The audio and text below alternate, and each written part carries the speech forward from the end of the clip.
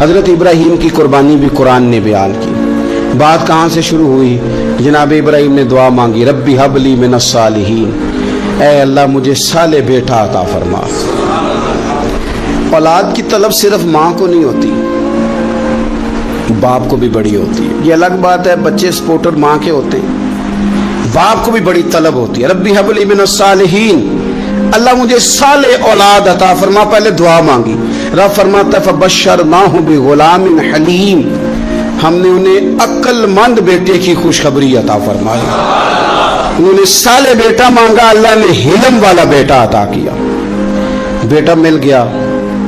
फलम्मा बलगा माहु साया, फिर जब बेटा उनके साथ काम करने के काबिल हो गया, बंदा रात को थका मांदा घर आए ना तो बेटा थोड़ा सा बड़ा हो जाए तो उसको चारपाई पे लेटा दे के अब्बा बड़ा राजी होता है। चले ज़्यादा शायरों ने शान अम्मा की लिखी हैं, इसमें शक कोई नहीं, उन्होंने नहीं अब्बा की तरफ तवज्जो दी, उनकी मर्जी है।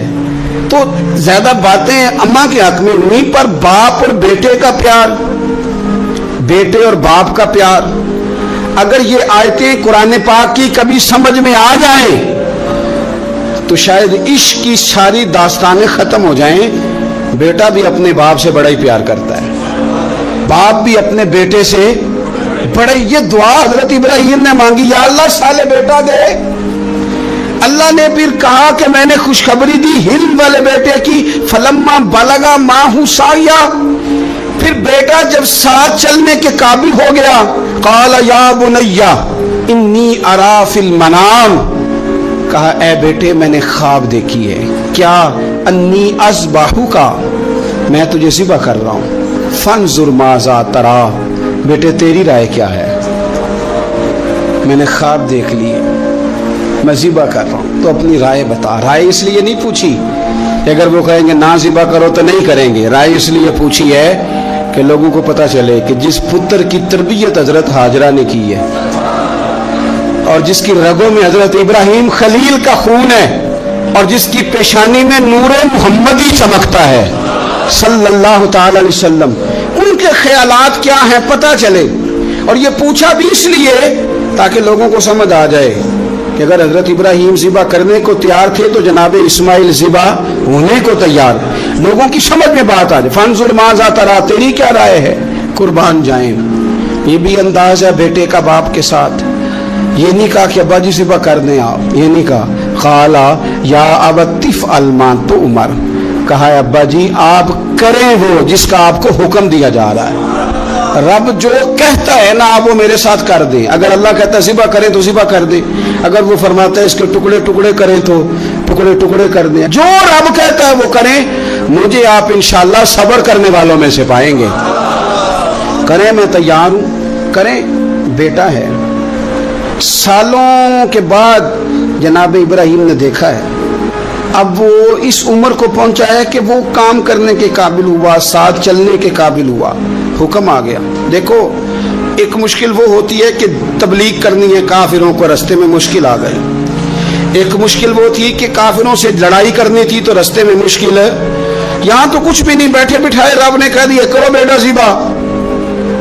समझ आती है कि यारी तेरी सोना है पर अज़मैशां भी तेरियां अग।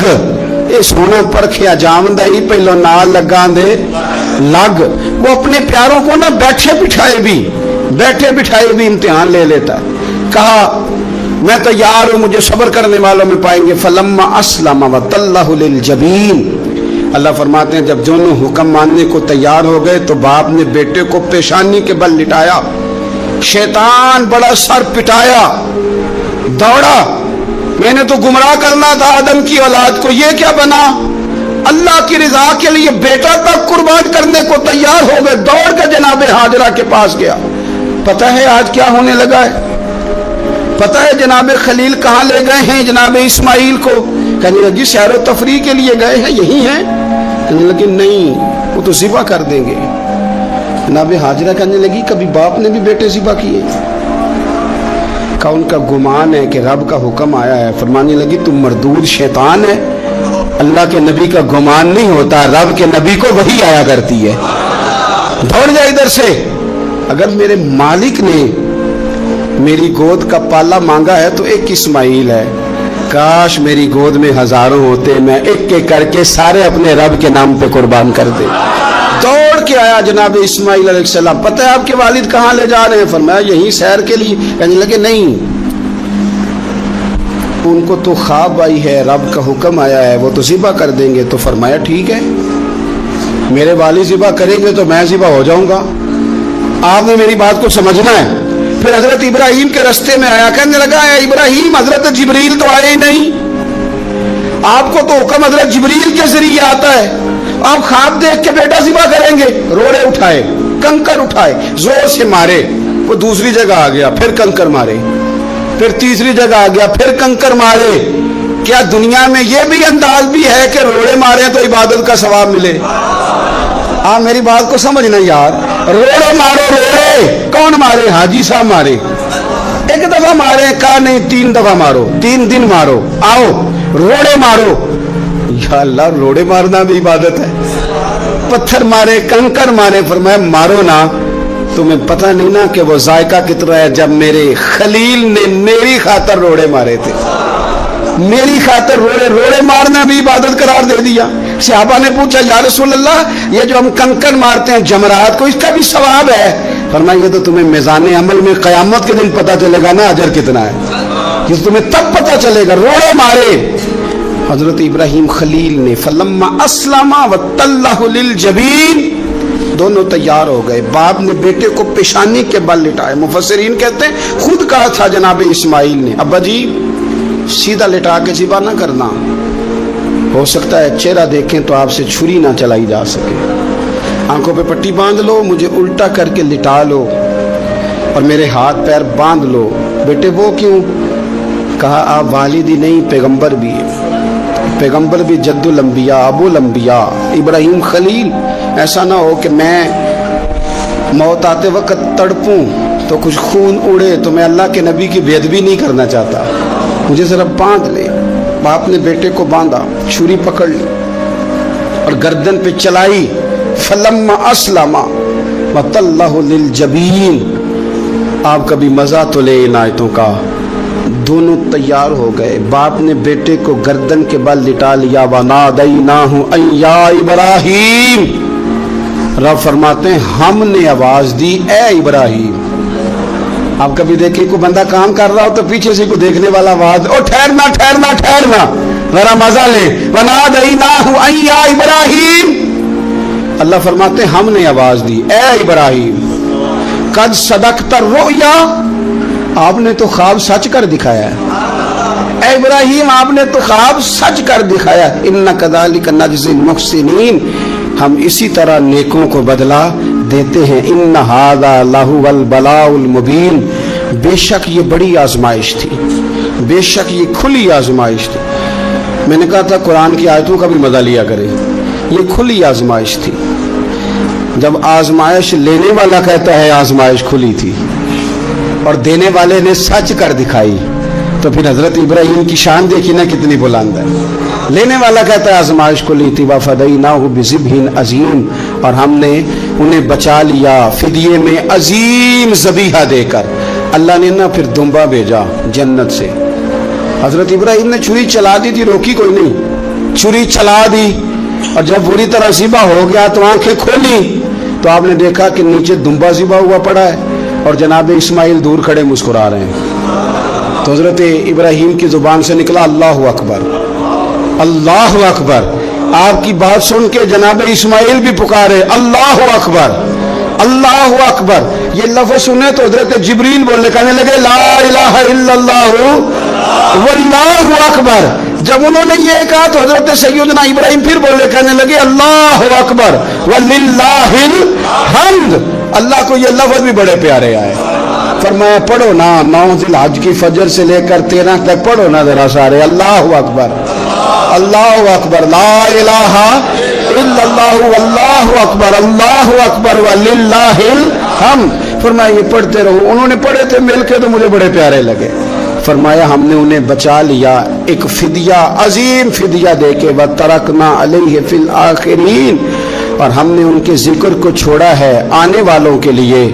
کیا لفظ ہے قرآن کے، कुर्बान होने को दिल करता है। ये बात बयान करके पता क्या फरमाया? रब ने फरमाया, रब ने फरमाया, खुदा खुद मीर मजलिस बूद, रब करीम ने फरमाया, क्या फरमाया? फरमाया सलामुन अला इब्राहिम, कुर्बान जाए, सलामुन अला इब्राहिम। क्या बात कहाँ खत्म हो रही है, कहाँ पहुंच रही?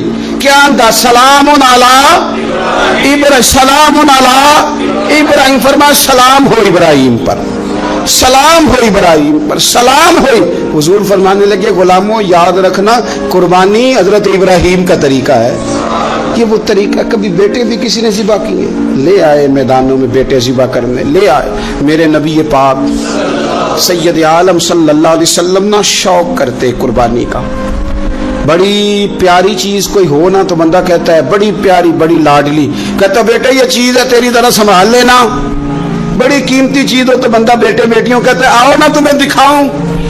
रसूल पाक अलैहिस्सलाम फरमाने लगे अपनी लाडली बेटी सैयदा फातिमा ज़हरा को, हजरत ज़हरा पाक रदी अल्लाह तआला अन्हा से कहा, फातिमा इधर आओ, अपनी कुर्बानी के पास आके खड़ी हो जाओ, मैं तुम्हारा जानवर ज़िबा करने लगा। इसके पास आके खड़ी हो जाओ, मैं ज़िबा करने लगा, पास आ जाओ। हमारे यहाँ ना काकरोच देख के चीख मारना फैशन है, छिपकली देख के डर जाना फैशन है। जवान आदमी को चूहे से डर आता है। तो मैंने कहा मियाँ तू जिहाद कैसे करेगा?